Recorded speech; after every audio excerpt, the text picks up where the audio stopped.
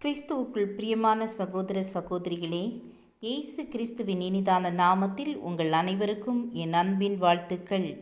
இன்றைய தினம் உங்களுக்காக கொடுக்கப்பட்ட வேத வசனம் மத்தேயு 24 44 நீங்கள் நினையாத நாளிகையிலே மனுஷகுமாரன் வருவார், ஆதலால் நீங்களும் ஆயத்தமாயிருங்கள்.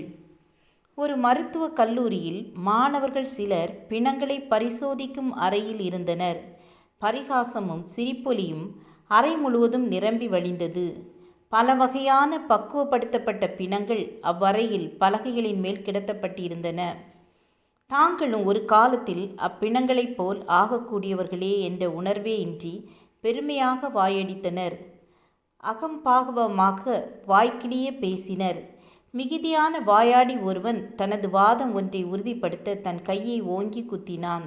சிறிது நேரத்திற்கு முன்பு ஒரு பிணத்தை பரிசோதித்ததில் உபயோகித்த ஒரு கூர்மையான ஊசியில் அவன் கைப்பட்டு ஆழமான ஒரு பெரிய கீறல் உண்டாயிற்று.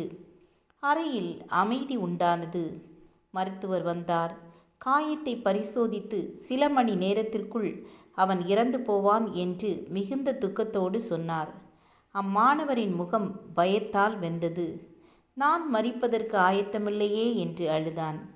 ஆம், எனக்கு அன்பானவர்களே, இந்த கதையில் வரும் கல்லூரி மாணவனைப் போல நாமும் மரிப்பதற்கு ஆயத்தமில்லாமல் காணப்படுவோமே, ஆனால் பரிதவிக்கப்பட்டவர்களாயிருப்போம்.